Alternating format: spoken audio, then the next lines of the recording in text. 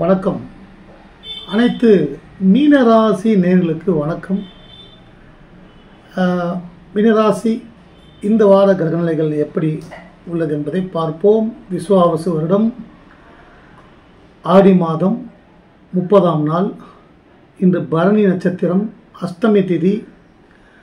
கன்னிராசினியர்களுக்கு சந்திராஷ்டமம். இன்று பிறக்கக்கூடிய குழந்தைகள் அனைத்தும் மேசராசி குழந்தைகளாக இருப்பார்கள்.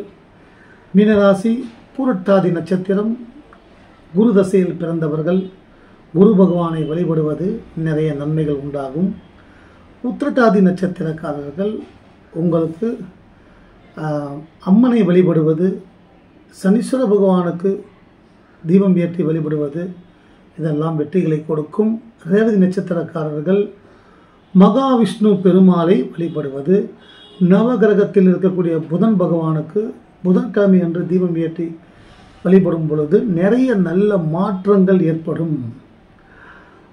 ஒருவர் வாழ்க்கையில் எத்தனை முறைதான் தோல்வி வரும், வெற்றி எந்த ரூபத்தில் வரும், தோல்வியை தாங்கக்கூடிய வலிமை தன்னம்பிக்கைக்கு உண்டா? தன்னம்பிக்கையால் ஒருவர் ஜெயிக்க முடியுமா? ஓவர் கான்ஃபிடென்ஸாக இருக்கும் பொழுது சில பேர்கள் அதுவே அவர்களுடைய மைனஸ் ஆகி தோல்வியும் உண்டாகும். இன்று சுதந்திர தின நல்வாழ்த்துக்கள். உலகில் உள்ள அனைத்து இந்தியர்களுக்கும் இன்றைக்கி சுதந்திர தின நல்வாழ்த்துக்கள். நிறைய அதாவது வாழ்க்கையில் இருக்கக்கூடிய கஷ்டங்கள் துன்பங்கள் அனைத்தும் உங்களுக்கு விலக, கஷ்டங்கள் விலக, துன்பங்கள் விலக, கடன் விலக, நோயிலிருந்து சுதந்திரம் கிடைக்கட்டும். தற்போது இருக்கக்கூடிய கிரகநிலைகள் மீன ராசியில் சனி பகவான், ஜென்ம சனி அப்படியே ருத்ர தாண்டவம் ஒரு சிலர் வாழ்க்கையில் ஆடிக்கொண்டிருக்கும் ஜென்ம சனி. அடுத்து 2ஆம் வீட்டில் மேசராசியில் சந்திரன், மிதுனத்தில் சுக்கிரனும் குருவும் சுகஸ்தானத்தில், 4ஆம் இடத்தில் 5ஆம் இடத்தில் புதனும் சூரியனும், 6ஆம் இடத்தில் கேது, 7ஆம் இடத்தில் சனி பகவானை செவ்வாய் பார்த்து கொண்டிருக்கிறார். சனி செவ்வாய் பார்வை இரண்டுமே போர் கிரகங்கள், யுத்த கிரகங்கள், எதிரி கிரகங்கள். மிக கவனமாக இருப்பது நல்லது. அடுத்து விரயஸ்தானத்தில் ராகு, அதாவது ராகு தவறான பாதைகளை காட்டுவார். தவறான பாதையும் தெரியும், நல்ல வழியும் தெரியும். நிறைய பாதைகள் இருக்கு. ஒரு இலக்கு நாம் அடைய வேண்டும் என்றால், ஒரு விலாசத்தை அடைய வேண்டும் என்றால் ஒரு ரூட்டில் இல்லை, எந்த ரூட்டில் போனாலும் வரலாம். அதில் எந்த ரூட்டில் எந்த வழியில் பிரச்சனைகள் இருக்கிறது என்பதை தெரிந்து கொண்டு அந்த பாதையில் போகாமல் விரைவில் செல்லக்கூடிய நேர்வழியில் சென்றால் ராகு நன்மைகளை செய்வார். மாணவ மாணவிகளுக்கு பூர்வ புண்ணிய ஸ்தானத்தில் சூரியனும் புதனும் அமர்ந்துள்ளார்கள். மாணவ மாணவிகளுக்கு வெற்றியாக நீங்கள் செய்யும் ஒவ்வொரு முயற்சிகளும் உங்களுக்கு வெற்றியை கொடுக்கும். சனீஸ்வர பகவானை வழிபடுங்கள். ரொம்ப உங்களுக்கு நிகர் நீங்களே என்ற ஒரு தன்னம்பிக்கை உங்களுக்கு இருக்கும். ஏன்னா உங்கள் ராசிக்கு அதிபதி குரு பகவான். அதாவது நம்மளால் எல்லாம் முடியும், எதையும் சாதிச்சிடலாம், தைரியமாக துணிஞ்சு செஞ்சிருவீங்க. அப்புறமா பார்த்தீங்கன்னா அது அந்த வலி திருப்பி அடிக்கும் பொழுது மிகப்பெரிய கஷ்டத்தை கொடுத்து விடும். உங்களுடைய அதாவது திருமணமானவர்களுக்கு மனைவியாக இருந்தால் கணவனின் ஆலோசனை நல்லா, அதாவது இருவரும் ஒருவருக்கொருவர் தங்களுடைய எதிர்காலத்தை பற்றி, தான் செய்யும் முயற்சிகளை பற்றி, வெற்றிகளை பற்றி இருவரும் ஒருவர் பரிமாறிக்கொண்டு, கருத்துக்களை பரிமாறிக்கொண்டு, நம்முடைய வீட்டின் எதிர்காலம், நம் பிள்ளைகளின் படிப்பு, அப்படின்னு நம்முடைய எதிர்காலம், சொந்த வீடு வாங்க முடியுமா, இந்த கடன் சுமை ரொம்ப இருக்குது, இதை நம்ம எப்படி அடைக்க முடியும் அப்படின்னு 2 பேரும் ஒன்றா சேர்ந்து யோசித்து முடிவெடுத்தால் அனைத்து தோல்விகளையும் விரட்டி வெற்றிகளை நாம் பெறலாம். தோல்விகள் எத்தனை வரும் வாழ்க்கையில் சார், நான் கஷ்டங்களையே பார்த்துட்டு இருக்கேன் சார், நிறைய கஷ்டங்கள் சார். சின்ன வயசுலேயே அப்பா இறந்துட்டார், அந்த குடும்ப பொறுப்பு எனக்கு வந்தது, நான் தான் எல்லாம் செஞ்சேன், எல்லா கூட பந்தங்களும் எல்லாமே செஞ்சேன், எல்லாமே நன்றி கட்டு போய் என்னை அவமானப்படுத்திட்டாங்க சார். அப்படி பலர் இருக்கலாம் மீனராசியில். இது பொதுவாக எல்லா ராசியிலும் இருக்கும். ஜென்ம சனி நடந்து கொண்டிருந்தால் நெருப்பு மேல் மீனராசி நிற்பது போல் சிலருக்கு இருக்கும். தொழில் செய்யும் இடத்தில் சங்கடங்கள் வரும். உங்ககிட்ட வாங்கி சாப்பிட்டவங்களே உங்களுக்கு உபத்திரம் பண்ணுவாங்க. அவங்களே உங்களுடைய வேலை போகிறதுக்கு காரணமாக இருப்பாங்க. கவனமாக இருக்கணும். தோல்வி வெறும் பணம் மட்டும்தான் தோல்வி கிடையாது. ஒருத்தருக்கு உடம்பு ஆரோக்கிய பிரச்சனைகள் வந்தாலும் அது அதாவது நல்லா இருந்தால் தானே வெற்றி அடைய முடியும். அதுவும் இந்த ஜென்ம சனியினாலே அது போன்ற நிலையில் வரும். ஜென்ம சனி அதாவது வயதில் 40 வயது 50 வயசு. நேற்று பாருங்கள், ஒரு செய்தியில் 17 வயசு மாணவன், அவன் 11வது படிக்கக்கூடிய மாணவன் நினைக்கிறேன், புக்கு சுமந்துன்னு ஸ்கூலில் உட்கார்றாங்க, சிசிடிவியில் பதிவாகுது, அப்படியே விழுகிறாங்க. இது என்ன சொல்கிறது, மரணம் எந்த வயசில் வரணும், 80 வயது 90 வயசில் வரக்கூடிய மரணம் இப்போ அவருக்கு வந்திருக்கு. இது மாதிரி டெய்லி நம்ம எக்ஸசைஸ் பண்ணும்போது நியூஸில் பார்த்தா எல்லாமே தெரியும். ஒரு ஓரமாக நின்று செல்ஃபோன் பேசினவங்கட்டு கார் மோதி அவங்க இறந்துடுறாங்க. விதி எப்படி ஒன்றாலும் வாட்டும். இப்போது தோல்வி பார்த்திங்கன்னா கணவன் மனைவி வாழ்க்கையில் தோல்வி வரும். அதுக்கு காரணம் என்ன, கோபம் ஒளிந்து கொண்டே இருக்கும். ஒவ்வொருவர் உருவத்திலும் அது முறைக்கிற மாதிரி இருக்கும். சில பேர்கள் பேசி கோபத்தை தீர்த்துருவாங்க. சில பேர் கையால் அந்த ஃபிசிக்கலாக தாக்கி கைகலப்பாகி கோபம் வழி வந்துடும். சில பேர்கள் எழுத்து மூலமாக சிலர் மீது வன்மத்தை கக்குவார்கள். சில பேர்களுக்கு கடன் ரூபத்தில் தோல்வி வரும். கடன் இஎம்ஐ கட்ட முடியாமல் என்னடா வாழ்க்கை, எதுக்கடா நம்ம வாழணும் அப்படின்ற மாதிரி தோணும். சில பேர்கள் நண்பர்கள் செய்யும் துரோகத்தால் பல சட்ட சிக்கல்கள் தன்னுடைய நேர்மைக்கே விலையெல்லாம் போயிடுச்சு. இன்றைக்கி எல்லாருக்கும் தெரியும், எல்லாரும் பேசக்கூடிய வார்த்தைகள். உழைச்சி ஜெயிக்கிறவங்க ஒரு புறம் இருந்தாலும் கெட்டவன்லாம் ஈஸியாக வாழ்ந்துடுறான், நல்லா வாழ்ந்துடுறான். நல்லவங்கெல்லாம் ஆணாக இருந்தாலும் பெண்ணாக இருந்தாலும் அந்த வறுமை கோட்டுக்குள்ளேயே எங்கெங்கெல்லாம் அவமானம் பண்ணுமோ, எங்கெங்கெல்லாம் எதெல்லாம் நமக்கு எல்லோருக்கும் கிடைக்கிறது நமக்கு கிடைக்காம போய் தனிமைப்படுத்தப்பட்டு வேதனைகள், நிறைய கடன் சுமைகள் அதெல்லாம் வருது. சில பேர் எவ்வளோ மோசடி பண்ணுறாங்க, எல்லாம் பண்ணுறாங்க, அவங்கெல்லாம் ஈஸியாக ஜெயிச்சு வந்துடுறாங்கன்னா அதுக்கு காரணம் ஒவ்வொரு மனிதருக்கும் அவர்களுக்கு நடக்கக்கூடிய தசைகள் தான், தசா புத்திகள் தான் ஒருவரை வெற்றியாளனாக தோல்வி பெறுவராக மாற்றக்கூடிய சக்தி இருக்கும். நம்ம தன்னம்பிக்கை கண்டிப்பாக ஜெயிக்கணும், ஓடணும், வெற்றி அடையணும். ஸ்மார்ட்னஸ், அதாவது சமயோகித புத்தியோடு செயல்பட்டால் தோல்விகளை தடுத்து கொள்ளலாம். எந்த பிரச்சனை வந்தாலும் அதற்கு ஒரு வழி உண்டு. அதை நம்ம அதாவது அதை கையெடுத்து செய்ய முடியாத அளவுக்கு அந்த சனி கெடுத்து விட்டுருவார்.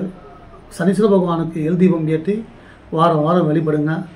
அடுத்து ராசியில் சந்திரன் அமர்ந்திருக்கார். இப்போது சுகஸ்தானாதிபதி சந்திரன் ராசியில் அமர்ந்திருப்பது கொஞ்சம் தெளிவான சிந்தனைகளை கொடுக்கும். பெருமாளை வழிபடுவது ரொம்ப ரொம்ப நல்லது.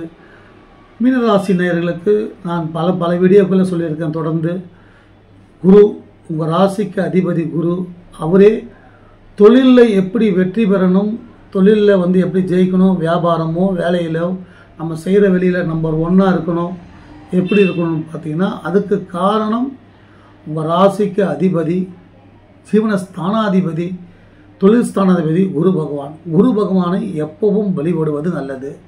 அடுத்து நம்ம குடும்பம் நல்லா இருக்கணும், நம்ம குழந்தைகளால் நமக்கு சந்தோஷம் கிடைக்கணும், கணவனால் நிம்மதி இருக்கணும். எது செஞ்சாலும் குற்றம் குற்றம் குற்றம் சொல்லினே இருப்பாங்க. மனைவி ஏதாவது ஒரு குறைகளை சொல்லி வீட்டில் நிம்மதியெல்லாம் பண்ணுவாங்க. இதுக்கெல்லாம் பார்த்தீங்கன்னா செவ்வாய் பகவான் வந்து இன்னொன்று இருக்குது, இரத்தகாரகன், அதாவது சகோதரக்காரர்கள். அது செவ்வாய்க்கு அதிபதி தான். உங்கள் ராசிக்கு குடும்பாதிபதியே செவ்வாய் தான். அவர் இப்போ நேராக தனாதிபதி 7ஆம் இடத்துல அமர்ந்து கொண்டு உங்கள் ராசியை பார்க்கறது நன்மையே. சில பேர்கள் வீடு யோகம், வெறும் கஷ்டம் மட்டும்தான் மீனராசிக்கு சொந்தம் இல்லை. இது ஒரு பெரிய பிரச்சனை உங்களை தாக்குது, பெரிய கஷ்டத்தில் நீங்கள் இருக்கீங்கன்னா அதுக்கு உடனே ரெமெடி, அந்த காலம் அதை அனுபவிக்க வேண்டிய கர்ம வினைகள் அதுதான். அது பூர்வ ஜென்ம கர்மான்னு சொல்லுவாங்க. அது அனுபவிச்சு தான் ஆகணும். அது கடந்த பிறகு இந்த வாழ்க்கையில் பட்ட கஷ்டங்கள், பண கஷ்டம், அவமானம், சொந்தக்காரங்க ஒதுக்கி வச்சிருக்கு, சொந்தக்காரங்களுடைய முகத்திரை எல்லாம் தெரியும். இப்போ 7 சனியில் என்ன நடக்கும் பார்த்தீங்கன்னா, போலீஸ் ஸ்டேஷன் மூலிமா, விபத்து மூலமாக, உடல்நலம் பாதிப்பு மூலமாக, பண விரயங்கள், எந்த தொழில் செஞ்சாலும் நஷ்டம். ஓடுறான் வாழ்க்கையை ஓரத்துக்கே ஓடுறான்னு சொல்கிறீங்களா, அதுபோல் எல்லா முயற்சிகளும், நான் ஒரு இடத்துல வேலை செய்யலை, எல்லா வியாபாரத்தையும் பண்ணிட்டேன், எல்லா தொழிலும் செய்யிட்டேன், நான் என்ன பாவம் செஞ்சேன்னு தெரியல அப்படின்றவங்களுக்கெல்லாம் வந்து பார்த்திங்கன்னா முருகப்பெருமானை வழிபடுவது நல்லது. உங்கள் ராசிக்கு அமைதியான குடும்பம், அமைதியான பிள்ளைகள், அமைதியான அழகான அன்பான பாசமான மனைவி கணவன் இவர்கள் அமைய வேண்டும் என்றால் முருகப்பெருமானை வழிபடுவது நல்லது. செவ்வாய் கிரகத்திற்கு தீபம் ஏற்றி வழிபடும் பொழுது உங்களுக்கு மைனஸ், உங்கள் உடம்புல என்ன சக்தி இல்லையோ அந்த சக்தியை கொடுக்கக்கூடிய வலிமை செவ்வாய் கிரகத்திற்கு உள்ளது. முருகனை வழிபட்டால் செய்வினை தோஷங்கள் எல்லாம் நீங்கும், வீட்டில் உள்ள ஒரு கஷ்டங்கள் துன்பங்கள் எல்லாம் விலகும். அடுத்து உங்களுக்கு 7க்குடையவன் பார்த்தீங்கன்னா கலத்திரஸ்தானம், மனைவி கணவன் இவர்களுக்குள் பிரச்சனை இருந்தால் எந்த கிரகத்தை வழிபட வேண்டும்? சுகங்களை கொடுக்கக்கூடிய கிரகம் சுகாதிபதியும் புதன் பகவான் தான். சுகஸ்தானாதிபதி 4ஆம் இடம். அது அவரை வழிபடும் பொழுது அடுத்து அந்த வீட்டுக்கும் அந்த பாவத்திற்கும் கலத்திர ஸ்தானத்திற்கும் அதிபதி புதன் பகவான் தான். பொன் கிடைத்தாலும் புதன் கிடைக்காது. மகாவிஷ்ணு பெருமாளை தொடர்ச்சியாக நீங்கள் வழிபடுவதன் மூலமாக நிறைய நன்மைகள் உண்டாகும். செவ்வாய் உங்களுக்கு குடும்பாதிபதி, பாக்கிய ஸ்தானாதிபதி. பூர்வீக சொத்துக்கள் ஏதாவது உங்களுக்கு வர வேண்டும் என்றால் செவ்வாய் வழிபடுவது நல்லது. ராகு 12ஆம் இடத்தில் கடந்த ஒரு காலத்தை விட, அதாவது ஜென்ம ராகுலேயே நாங்கள் நல்லா இருந்தோம். 7ஆம் இடத்துல இருந்து கொண்டு அதாவது மனைவி என்ற ஸ்தானத்திலும் கணவன் என்ற ஸ்தானத்திலும் போன ஒரு 3 மாதம் 4 மாதத்துக்கு முன்னாடி வரைக்கும் ராகு கேது என்ற பாம்பு ராசியிலும் அமர்ந்து கொண்டிருந்தது. ஆனால் அப்பயே எல்லாரும் பயப்படுத்தினாங்க. ஆனால் அப்போ கூட நாங்கள் நல்லா இருந்தோம். இப்போ ரொம்ப மோசமாக இருக்குது. நாங்கள் என்ன செஞ்சோம்? இதில் நல்லா இருக்கவங்க எவ்வளோ பேர் இருப்பாங்க, அவங்களுக்கு வாழ்த்துக்கள். இது நான் ஏற்கனவே சொல்லிட்டேன் இல்லையா, தசா புத்தி தான். இது பொது பலன்கள் மட்டுமே. மீனராசிக்காரர்கள் எந்தெந்த கிரகங்களை வழிபட வேண்டும், எப்படி முயற்சி செய்ய வேண்டும், எதெல்லாம் செய்யக்கூடாது. 7 சனியில் வெளியே யார்கிட்ட பணம் கொடுத்தாலும் திரும்பி வராது, சொந்தக்காரன்கிட்ட கொடுத்தாலும் வராது. இப்போ நீங்கள் வந்து வாய் வழியாக நீங்கள் பேசும் வார்த்தைகள் மூலமாக நல்ல 4 நண்பர்கள், 4 சொந்தங்கள், அவர்களை காப்பாற்றி கொண்டால் நீங்கள் நிம்மதியாக இருக்கும். இது எல்லாத்தையும் சண்டை போட்டு கெடுக்க வைக்கும் இந்த நேரம் 7 சனி. கவனமாக இருப்பது ரொம்ப ரொம்ப நல்லது. செவ்வாய் மூலமாக நிறைய நன்மைகள், அந்த கிரகத்தை வழிபடுவதன் மூலமாக உங்கள் வாழ்க்கையில் சுப மாற்றங்கள் ஏற்படும். புரட்டாதி நட்சத்திரக்காரர்கள் குரு தசையில் பிறந்திருப்பார்கள் சொன்னீங்களா, குரு பகவானை வழிபடுவது ரொம்ப ரொம்ப நல்லது. ரேவதி நட்சத்திரக்காரர்கள் மகாவிஷ்ணு பெருமாள், நவகத்திற்குரிய புதன் பகவான் இவர்களை வழிபடுவது. திருமணம் ஆகாதவர்களுக்கு திருமணம் ஆக வேண்டும் என்றால், வேலை நல்ல ப்ரமோஷன் கிடைக்கணும், வேலை கிடைக்கணும் அப்படின்னு நினைக்கிறவங்களுக்கு குரு பகவானை வழிபடுவது நல்லது. குழந்தை பாக்கியம் இல்லாதவர்களுக்கும் குரு பகவானை வழிபடுவது நல்லது. இன்னும் அக்டோபர் மாதத்தில் குரு பகவான் பயிற்சியாகி, அதாவது ஒரு 1.5 மாதத்துக்கு மேலே உங்களுக்கு வந்து ஒரு சந்தோஷத்தையும் திடீர் நல்ல மாற்றத்தையும் கொடுப்பார். இன்னும் 2 தினங்களில் இந்த மாதம் பிறக்கும் பொழுது சூரிய பகவான் 6ஆம் இடத்தில் வரும் பொழுது சில வழக்குகள் ஏதாவது உங்களுக்கு பிரச்சனைகளாக இருந்தால் அவையெல்லாம் உங்களுக்கு சாதகமாக இருக்கும். மருத்துவத்தில் ஹாஸ்பிட்டலில் இருக்கவங்க ரொம்ப சீரியஸாக இருக்காங்க அப்படின்னா அவங்க ஆஞ்சநேயர் பகவானை வழிபடுவது, தன்வந்திரி பெருமாள் அதாவது தாடி கொம்பு திண்டுக்கல் 850 வருஷம் மேலே பழமையான கோயில், அந்த கோயிலில் தன்வந்திரி பெருமாள், அந்த பெருமாளை வழிபடுவதன் மூலமாக நிறைய நல்ல மாற்றங்கள், நோய் டாக்டர் ஆப்ரேஷன் பண்ண சொல்லிட்டு டேட்டை குறிச்சிருப்பாங்க. நீங்கள் அந்த கோயிலுக்கு போயிட்டு அர்ச்சனை பண்ணிவிட்டு திருமஞ்சனம் செய்துவிட்டு ஒரு மாதம் மருத்துவ சிகிச்சை எடுத்துக்கிட்டு போய் டாக்டர் செக் பண்ணால் உங்களுக்கு நல்ல நேரம் ஒர்க் அவுட் ஆகுதுன்னா கண்டிப்பாக ஆப்ரேஷன் இல்லாமல், நான் இது ஆதாரபூர்வமாக சொல்கிறேன். இது நிறைய பேருக்கு நான் சொல்லி உடல் ஆரோக்கிய பிரச்சனைகள் நீங்கள் இருக்குது, அதை போங்க, நிறைய நல்ல மாற்றங்கள் உண்டாகும். உங்கள் வாழ்க்கையில் கஷ்டங்களுக்கு சுதந்திரம் கிடைக்கட்டும். கணவன் மனைவி உறவில் சிக்கல்கள், கெட்டது, கடன்கள் இருந்தால் எல்லாமே ஒளிந்து அந்த சுதந்திரம் பெற்று நிம்மதியோடு சந்தோஷத்தோடு வாழ அனைத்து கிரகங்களும் அனைத்து தெய்வங்களும் பிள்ளையார் பகவானும் ஈஸ்வர பகவானும் பெருமாளும் அன்னை பார்வதியும் அல்லாஹ் பகவானும் இயேசு பகவானும் அனைத்து கடவுள்களும் உங்களுக்கு அருள்புரிய நானும் வேண்டிக் கொள்கிறேன். மீனராசிக்காரர்கள் அதாவது கழுவுன மீனில் நழுவுன மீன் சொல்லுவாங்க, ரொம்ப ரொம்ப உஷாராக இருப்பீங்க. உங்களை விட கிரகங்கள் அதிக உஷாராக இருக்கும். அது கவனித்து கொண்டே இருக்கும். நாம் என்ன தப்பு பண்ணால் தான் கிரகங்கள் தண்டிக்கும், தப்பு பண்ணாத பட்சத்தில் கிரகங்கள் தண்டிக்காது. அதனால் உழைப்பு, நேர்மை, உங்களுடைய முயற்சிகள், கடவுள் வழிபாடு, யாரையும் காயப்படுத்தாமல் பேசுவது, இதை நீங்கள் ஃபாலோ பண்ணாலேயே வாழ்க்கையில் வெற்றி பெறலாம். வாழ்க வாழ்க அனைவருக்கும் இனிய சுதந்திர தின நல்வாழ்த்துக்கள். வணக்கம்.